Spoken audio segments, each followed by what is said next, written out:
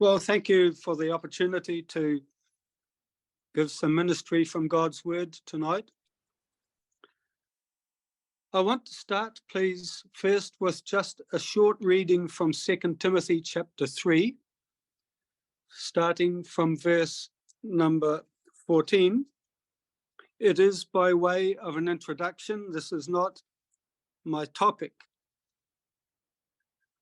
but I thought it was pertinent to the subject which I intend to introduce. So reading, please, from 2 Timothy chapter 3, from verse number 14. This is Paul's words to Timothy. But continue thou in the things which thou learned and hast been assured of, knowing of whom thou hast learned them, and from whom, and that from a child thou hast known the holy scriptures, which are able to make thee wise unto salvation through faith, which is in Christ Jesus.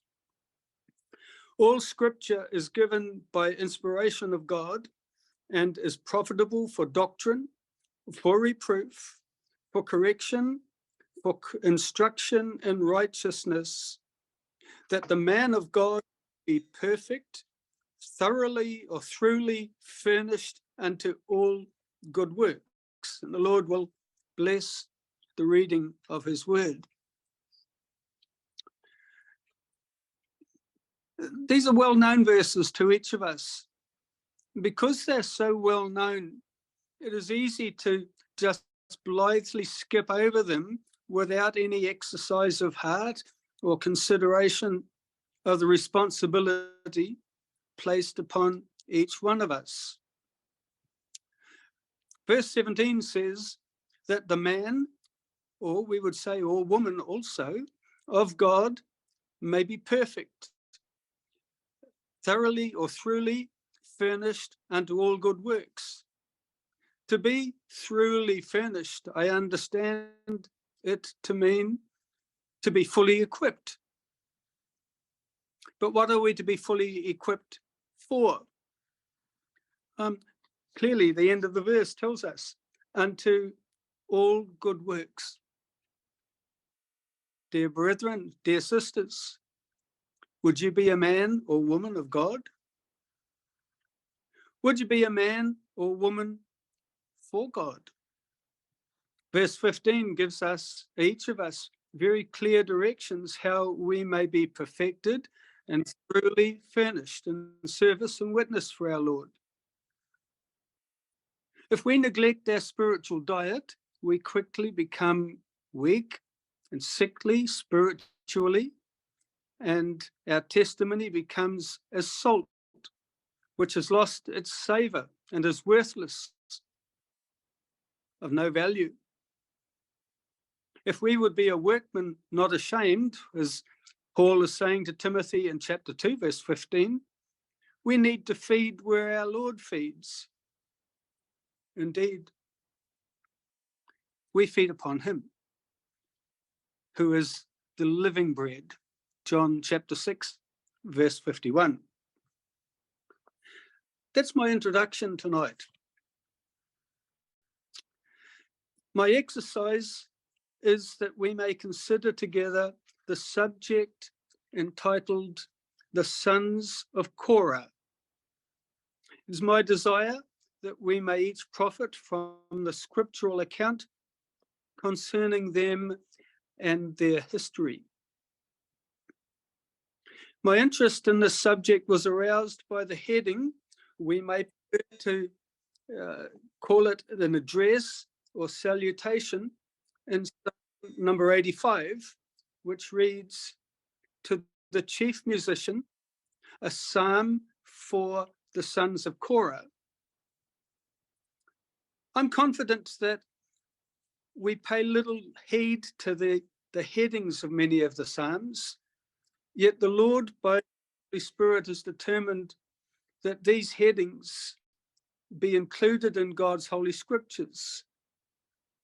Therefore, as we've read in the 2 Timothy passage, we must conclude that all scripture is profitable so there must be for us a measure of learning, even in the headings which we read above many of the Psalms.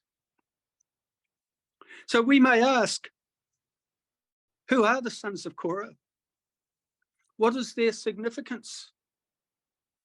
There are 11 Psalms addressed either to them or for them. There must therefore be an important lesson that we may obtain for our edification, our instruction, encouragement, and profit. Firstly, let us consider Korah's relationship before the Lord and the responsibilities that he shared as a son of Kohath.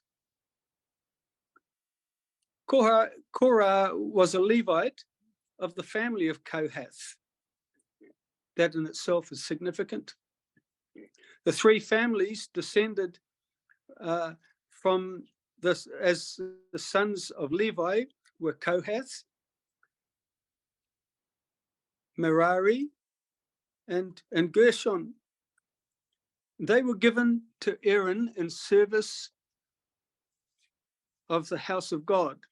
Let us turn, please, to Numbers, the book of Numbers, chapter 3, and we will read, please, from verse number 5.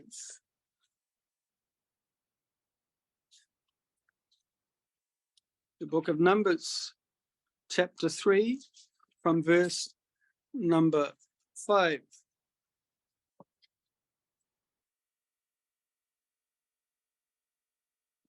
And the Lord spake unto Moses, saying, bring the tribe of Levi near, and present them before Aaron the priest, that they may minister unto him.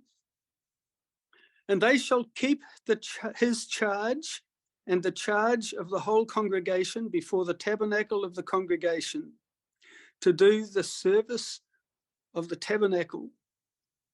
And they shall keep all the instruments of the tabernacle of the congregation, and the charge of the children of Israel to do the service of the tabernacle. And thou shalt give the Levites unto Aaron and to his sons. They are wholly given unto him out of the children of Israel. And thou shalt appoint Aaron and his sons, and they shall wait on their priest's office, and the stranger that cometh nigh shall be put to death. And the Lord spoke unto Moses, saying, and I, behold, I have taken the Levites from among the children of Israel, instead of all the firstborn that openeth the matrix among the children of Israel. Therefore the Levites are mine, because all the firstborn are mine. For on the day that I smote all the firstborn in the land of Egypt, I hallowed unto me all the firstborn in Israel, both man and beast. Mine shall they be. I am the Lord.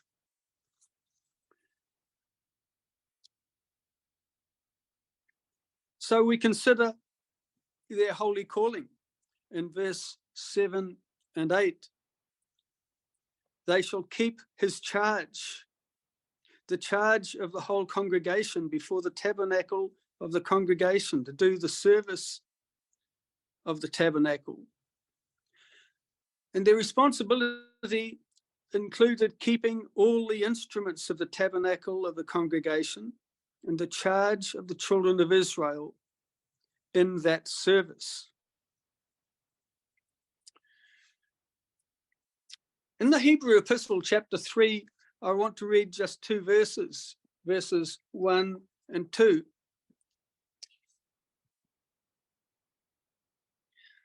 In Hebrews chapter 3, verse 1, it speaks, wherefore, holy brethren, partakers of the heavenly calling, consider the apostle and high priest of our profession, Christ Jesus, who was faithful to him that appointed him, as also Moses was faithful in all his house.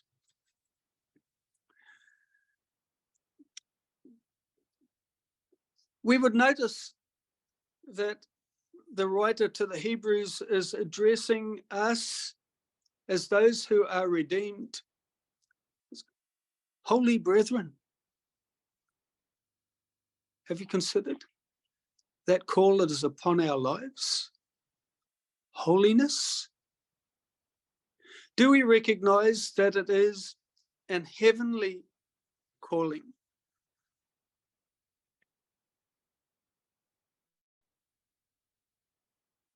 We are described as partakers of the heavenly calling. To be a partaker is to share in a work, an office, a dignity. It is an heavenly calling. That is, it is of heavenly origin. We are known in heaven. We are observed from heaven. Our names are recorded in heaven. Oh, that we may ever be exercised in that calling which is upon us. And as we come back to Numbers chapter 3, verse number 19,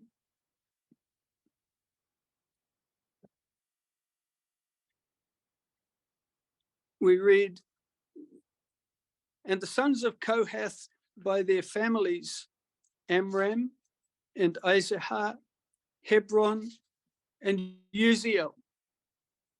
We find that Amram was the father of both Moses and Aaron. Izahar, Hebron, and Uziel, they all were Levites. Korah was a descendant of Izahar, Kohath's second son. The charge of the Lord for the service of the Gershonites we read in chapter 3, verse 26. Numbers chapter 3, verse 25 and 26. And the charge of the sons of Gershon in the tabernacle of the congregation shall be the tabernacle and the tent, the covering thereof, and the hanging for the door of the tabernacle of the congregation. And the hangings of the court and the curtain for the door of the court, which is by the tabernacle and by the altar round about, and the cords of it for all the service thereof. And then we also learn the charge or function of the Gershon of the family of Merari in verses 36 and 37. Where there we read, and under the custody and charge of the sons of Merari shall be the boards of the tabernacle, and the bars thereof, and the pillars thereof, and the sockets thereof, and all the vessels thereof, and all that serveth thereto. And the pillars of the court round about, and their sockets, and their pins, and their cords. Then we come to the charge or function of the family of Kohath, with whom we are most interested tonight in verses 30 and 31 of this same chapter. And the chief of the house of the father of the families of the Kohathites shall be Elizaphan, the son of Uziel. And their charge shall be the ark, and the table, and the candlestick, and the altars, and the vessels of the sanctuary wherewith they minister, and the hanging, and all the service thereof. What an honor! What dignity was placed upon them. Apart from Aaron Eleazar, and Ithamar, no one had greater privilege to be brought so near to the instruments of the tabernacle. To them was given the charge to bear the holy furniture of the tabernacle upon their shoulders. The reference for that was on chapter 7 of Numbers, verse 9. It is true that although they bore them upon their shoulders, they never saw any of the holy furniture which they bore. Chapter 3, verse 32 describes the Kohathites as being the chief of the Levites. Eleazar, the son of Aaron, the priest, shall be chief over the chief of the Levites, and have the oversight of them that keep the charge of the sanctuary. Ithamar was in charge of both the Merari and Gershon families in the carrying or bearing away of the various parts of the tabernacle, which was their charge.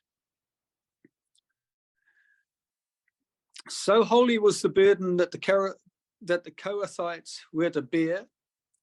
They were to be completely covered by Aaron and his sons. We find that in chapter 4 of Numbers, verse number 15.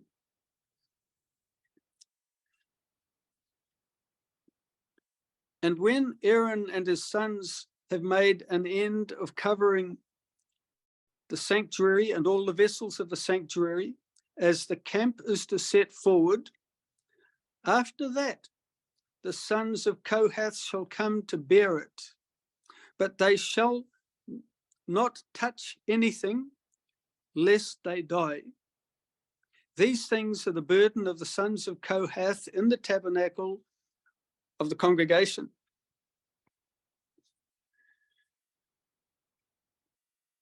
And so we find that the bearing of this holy furniture was so holy that they were not permitted to touch it on penalty of death. Chapter 4, verse 17 through to verse 20, we will read. And the Lord spake unto Moses and unto Aaron, saying, Cut ye not off the tribe of the families of the Kohathites from among the Levites, but this do unto them, that they may live and not die, when they approach unto the most holy things. Aaron and his sons shall go in and appoint them every one to the service and to his burden. But they shall not go in to see when the holy things are covered, lest they die.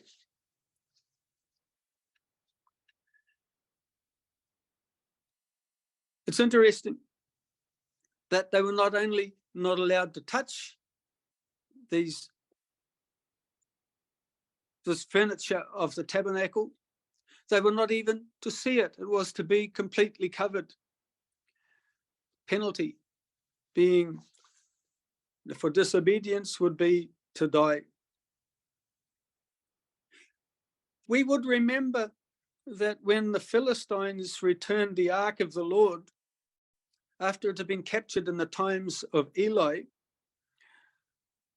it's recorded in 1 Samuel chapter 6, verse 19, that the Lord smote 50,000 and 70 men of Beth Shemesh, because they had looked into the ark. So holy was that considered that 50,000 and 70 men perished simply for looking into the ark.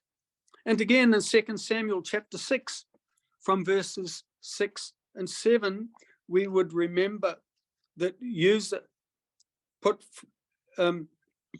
forth his hand to the ark of God and took hold of it when the ark was being transported on a cart, and the oxen shook it. We read that the Lord was angry. against Uzzah, and God smote him. Therefore, it specifically says for his error. And there he died by the ark of God. David was greatly afraid because of that, and the ark was put aside again into the home of Obed-Edom. We would do well to think upon the holiness of God. The Lord gave instructions in Leviticus 4 concerning the sin of ignorance. Uzzah perished for his error. Ignorance was not a defense before God, and it is still not a defense today for us as believers. In passing, we would not fail to observe that the acceptable offering for the sin of ignorance was according to the office or standing of the sinner. In Leviticus chapter 4, verse 4, we would read that the sin of ignorance of a priest or of the whole congregation of Israel, in verse 14, a young bullock without blemish was required as a sin offering. When a ruler had sinned, a sin of ignorance, he was to bring a kid of the goats, a male without blemish. Chapter 4, verse 23. If any one of the common people were to sin through ignorance, verse 28 or verse 32, the provision that was to be made for them for the sin of ignorance was a kid of the goats, a female without blemish, or a female lamb without blemish. The psalmist declares in Psalm 90, verse number 8, thou hast set our iniquities before thee, our secret sins, meaning the sin of ignorance, those things which we unknowingly commit in the light of thy countenance. Thou hast set our iniquities before thee, our secret sins, in the light of thy countenance. Thank God that he knew the frailty of the flesh and made a provision for an offering for the sin of ignorance. It is as necessary today as it was in Israel's journeying in the wilderness. We would read in 1 John chapter 2, verses 1 and 2. And if any man sin, we have an advocate with the Father, Jesus Christ, the righteous. And he is the propitiation for our sins, and not for ours only, but also for the sins of the whole world.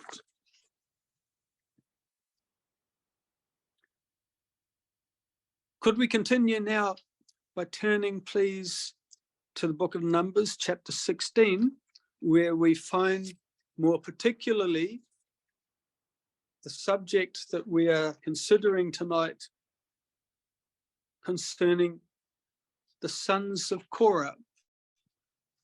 And we would read, please, from verse number 1. Numbers chapter 16, from verse number 1. Now, Korah, the son of Izhar, the son of Kohath, the son of Levi, and Dathan and Abiram, the sons of Eliab, and On, the son of Peleth, the sons of Reuben, took men, and they rose up before Moses, and certain of the children of Israel, 250 princes of the assembly, famous in the congregation, men of renown. And they gathered themselves together against Moses and against Aaron, and said unto them, Ye take too much upon you, seeing all the congregation are holy, every one of them, and the Lord is among them. Wherefore then lift ye up yourselves above the congregation of the Lord. When Moses heard it, he fell upon his face. And he spake unto Korah and unto all his company, saying, even tomorrow the Lord will show who are his, and who is holy, and who will cause him to come near unto him, even him whom he hath chosen will he cause to come near unto him. This do, take you censers, Korah, and all his company, and put fire therein, and put incense in them before the Lord tomorrow. And it shall be that the man whom the Lord doth choose, he shall be holy. Ye take too much upon you, ye sons of Levi. And Moses said unto Korah, hear, I pray you, ye sons of Levi, seemeth it but a small thing unto you that the God of Israel hath separated you from the congregation of Israel to bring you near to him, or near to himself, to do the service of the tabernacle of the Lord, and to stand before the congregation to minister thereto. And he hath brought thee near to him, and all thy brethren, the sons of Levi, with thee, and seek ye the priesthood also. For which cause both thou and all the company are gathered together against the Lord. And what is Aaron, that ye murmur against him? It makes me think of an earlier occasion, which recorded in Exodus chapter 32 from verse 17 and 18, as Moses had been up the mount to receive the tables of the law. And as he came down from the mount with the two tables of the testimony of God in his hand, Joshua accompanied him and heard the noise of the people as they shouted. And he said to Moses, there is a noise of war in the camp. But Moses had been forewarned by the Lord. So he replied, it is not the voice of them that shout for mastery, neither is it the voice of them that cry for being overcome, but the noise of them that sing do I hear. What had happened? The people had corrupted themselves, turned to idolatry, had made a golden calf and were worshipping it, calling it the God that had delivered them out of Egypt. Yet they had so recently been delivered from Egypt and from the power of Pharaoh. And so readily were they turned away. But we would be reminded that the Lord Jesus Christ has delivered us from the bondage of Satan, from the sting of death, and is bringing us to dwell in the heavenly land, in the Father's house.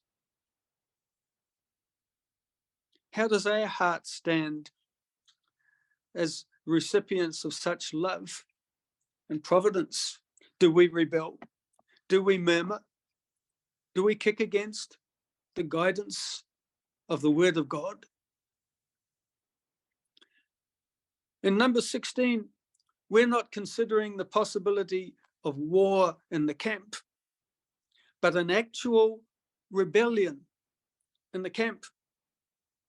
The rebellion clearly was orchestrated by Korah, the son of Izhar, the son of Kohath, the son of Levi, in association with Dathan and Abiram, who rose up before Moses with this company of 250 princes of the assembly, who were famous in the congregation, men of renown.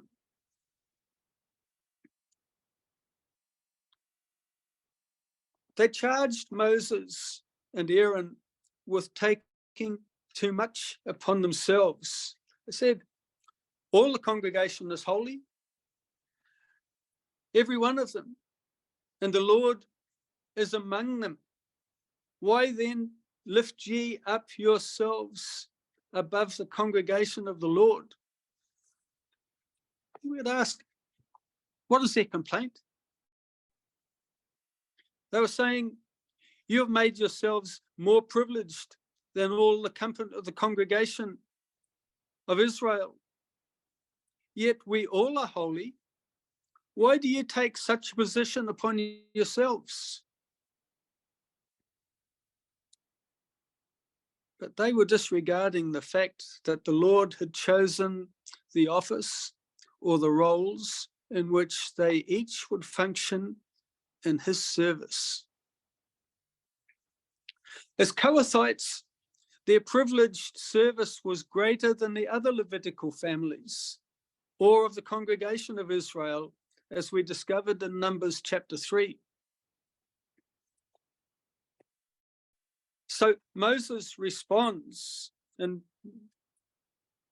verse 5 of this passage, Numbers 16. Even tomorrow, the Lord will show who are his and who is holy, and will cause him to come near unto him, even him whom he hath chosen will he cause to come near unto him. We would think back just to that passage that we read in Numbers chapter 4 about the approach of the Kohathites when they were instructed to come to receive the furniture which had already been covered. They were not to touch it. They were not even to see it. If they had either touched or seen it, they would have died. The instruction given to Moses was that they were to be so very careful not to cut off the people of Korah.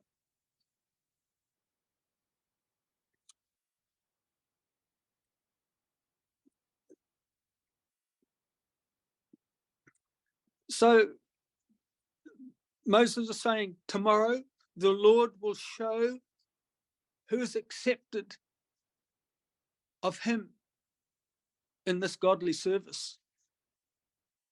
And then in verse 9, seemeth it but a small thing unto you, that the God of Israel has separated you from the congregation of Israel to bring you near to him, or near to himself, to do the service of the tabernacle of the Lord, and to stand before the congregation to minister unto them. And he hath brought thee near to him, and all thy brethren, the sons of Levi, with. If these men die the common death of all men, or if they be visited after the visitation of all men, then the Lord hath not sent me. But if the Lord make a new thing, and the earth open her mouth and swallow them up, with all that appertain unto them, and they go down quick into the pit, or to Sheol, then ye shall understand that these men have provoked the Lord.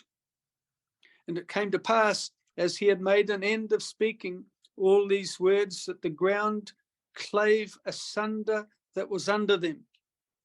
And the earth opened her mouth and swallowed them up, and their houses, and all the men that appertained unto Korah, and all their goods.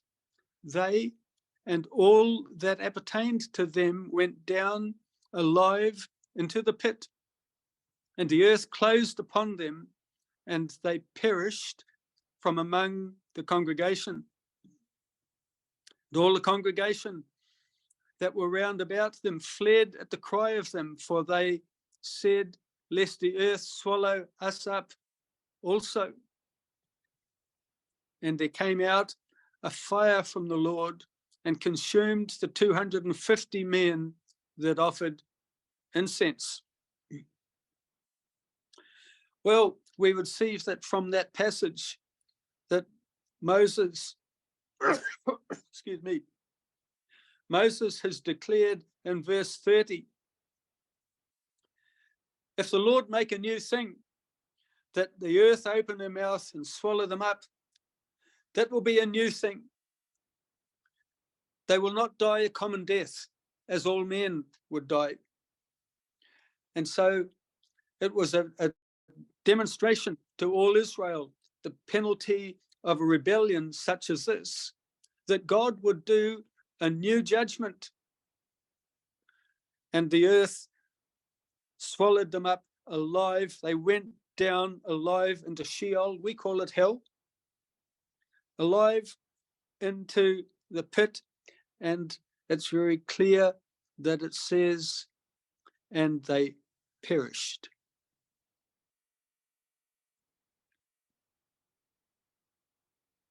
Well, that would normally be the end of the sons of Korah. And they perished. But we come again in Numbers chapter 26 from verse number 9.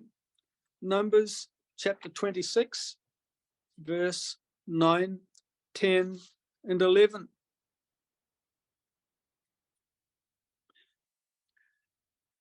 And the sons of Eliab, Nemuel, and Dathan, and Abiram, this is that Dathan and Abiram which were famous in the congregation, who strove against Moses and against Aaron in the company of Korah when they strove against the Lord.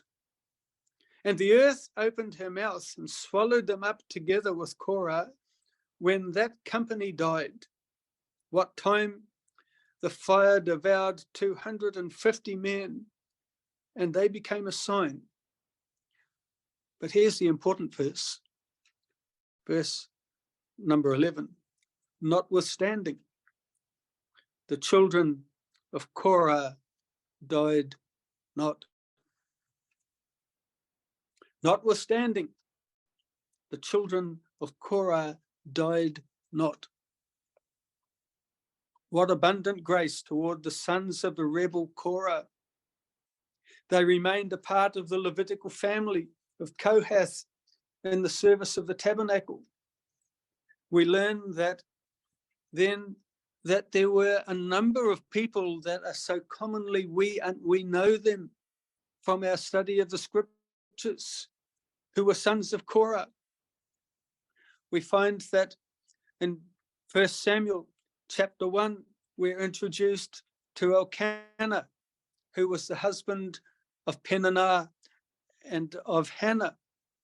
He was a Kohathite of the family of Korah. So we see that Elkanah was a Levite. We get this in 1 Chronicles chapter 6, from verse 22 through to verse 28. Not only was Samuel, the son of Elkanah and Hannah, a Levite, but he also was a Nazirite and a prophet. In the headings of many of our psalms, they are attributed to the Psalm of Asaph or a Psalm of Heman. They were both singers and psalm writers, and they too were sons of Korah.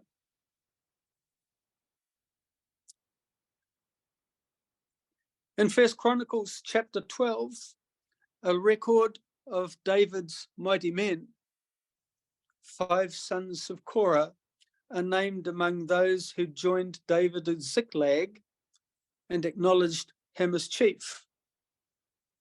These 5 men were Elkanah, not the Elkanah of 1 Samuel chapter 1, another man of the same name who also was a son of Korah, Jesiah, Azareel, Joizer, and Jashobeam. Jashobeam is thought that may well have been the mightiest of all David's mighty men also called the Takapuna.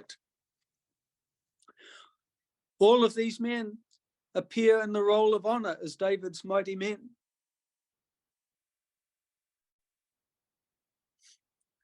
In 1 Chronicles chapter 9, which I'd like to read, 1 Chronicles chapter 9, from verse number 17.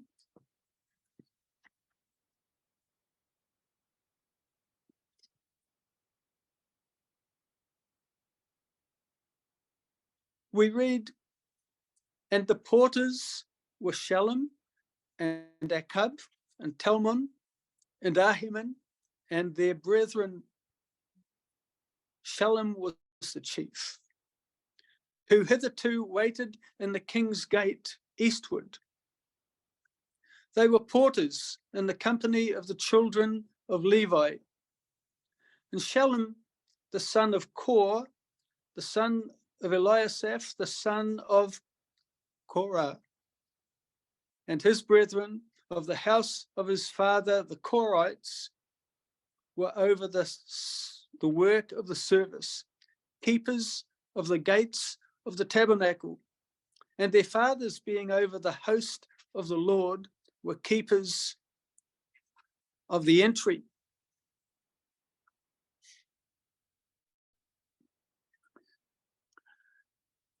So we find that the Korahites were in David's time keepers of the gates of the tabernacle, and their fathers were over the host. That is the host of the Lord. Their responsibility was to keep guard over all who would enter into the camp of the armed host of Israel. Later, when Solomon's temple was built, they shared the role of porters, meaning that they were gatekeepers or doorkeepers of the temple.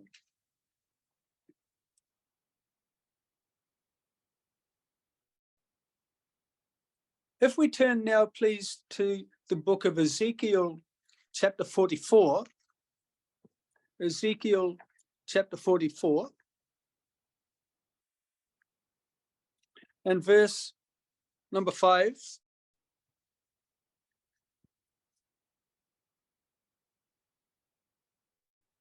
We read, and the Lord said unto me, Son of man, mark well and behold with thine eyes and hear with thine ears all that I say unto thee concerning all the ordinance of the house of the Lord and all the laws thereof. And mark well the entering in of the house with every going forth of the sanctuary. And thou shalt say to the rebellious, even to the house of Israel, thus saith the Lord God, O ye house of Israel, let it suffice you of all your abominations, in that ye have brought into my sanctuary strangers, uncircumcised in heart and uncircumcised in flesh, to be in my sanctuary, to pollute it, even my house. When ye offer my bread, the fat and the blood, and they have broken my covenant because of all your abominations. And ye have not kept the charge of mine holy things, but ye have set keepers of my charge in my sanctuary for myself. Sadly, we find that the Korahites, of whom the sons of Korah belonged, later despised their charge of the holy things of the Lord. Verse 8 reads, and ye have not kept the charge of mine holy things, but ye have set keepers of my charge in my sanctuary for yourselves. What is it saying? It's explaining that they departed from the charge of the Lord over his holy things. They hired other people to do their job. They despised the nearness that they had to these holy things of the Lord. They despaired their God-given charge, their duty. So we pick it up again from verse number 10. We'd find verse 9 starts with the words, "Thus saith the Lord," and then we'll pick it up from verse 10. "And the Levites that are gone away from far from me, when Israel went astray, which went astray away from me after their idols, they shall even bear their iniquity. Yet they shall be ministers in my sanctuary, having charge at the gates of the house, and ministering to the house. They shall slay the burnt offering and the sacrifice for the people, and they shall stand before them to minister unto them, because they ministered unto them before their idols, and caused the house of Israel to fall into iniquity. Therefore have I lifted up mine hand against them, saith the Lord God, and they shall bear their iniquity. And they shall not come near unto me to do the office of a priest unto me, nor to come near to any of my holy things in the most holy place, but they shall bear their shame and their abominations which they have committed. But I will make them keepers of the charge of the house for all the service thereof, and for all that shall be done therein."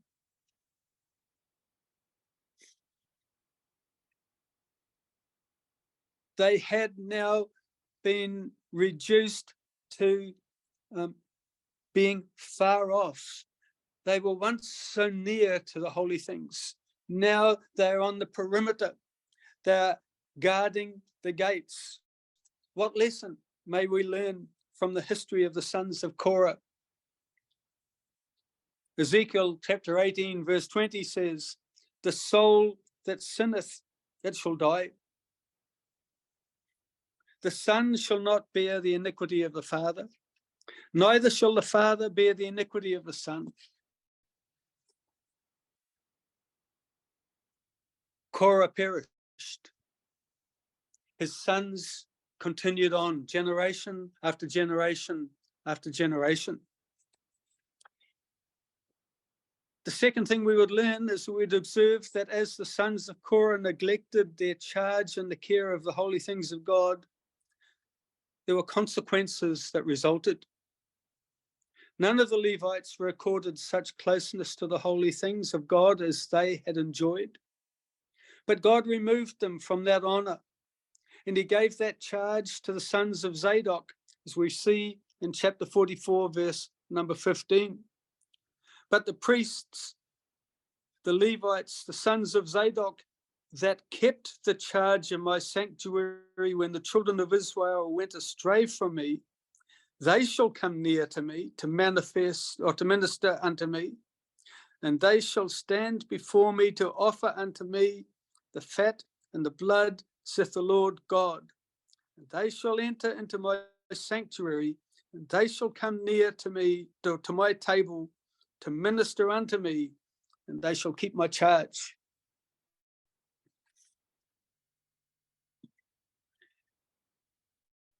How prophetic are the words of Psalm number 84, verse 10, concerning the sons of Korah. "For a day in thy courts is better than 1,000. I had rather be a doorkeeper in the house of my God than to dwell in the tents of wickedness." We each may have responsibilities in our service for the Lord and have recognition of others in that service. Yet we need to be ever conscious of Paul's words in 1 Corinthians chapter 10, verses 11 and 12. "Now all these things happened unto them for examples, and they are written for our admonition, upon whom the ends of the world are come. Wherefore, let him that thinketh he standeth take heed, lest he fall. As believers redeemed by the blood of Christ, the question of judgment of our sins and our iniquities, our transgressions, has been settled eternally. For by one offering he hath perfected forever them that are sanctified, and their sins and iniquities will I remember no more. Hebrews 10, verses 14 and 17. Yet such studies of the scriptures are written for our admonition should ever be timely reminders of our call to a holy walk and holy living. For we must all appear before the judgment seat of Christ, that every one may receive the things done in his body according to that he hath done, whether it be good or bad. 2 Corinthians 5, verse 10. Dear brethren and sisters, as we complete this study tonight, as we contemplate the grace of God toward the sons of Korah, the sons of a rebellious heritage, may we see that they were used in an important function as doorkeepers in the house of God. As psalm writers and singers, we find them exalting the Lord in praise and in thanksgiving. As one who has had the responsibility to be a doorkeeper in an assembly, I recognize the importance of guarding the assembly and its testimony from false teachers. I will finish, please, with reading 3 verses from Acts chapter 20. Book of Acts, chapter 20.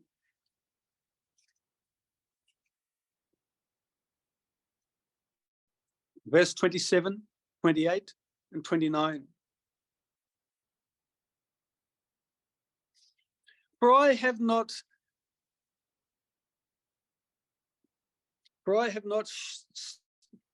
shunned to declare unto you all the counsel of God. Take heed, therefore, unto yourselves and to all the flock over the which the Holy Ghost hath made you overseers, to feed the church of God, which he hath purchased with his own blood. For I know this, that after my departing shall grievous wolves enter in among you, not sparing the flock. How important is the role of a doorkeeper? The sons of Korah had that charge. Their fathers had the charge over the host, the army of Israel, of all who would enter in or all who would go out.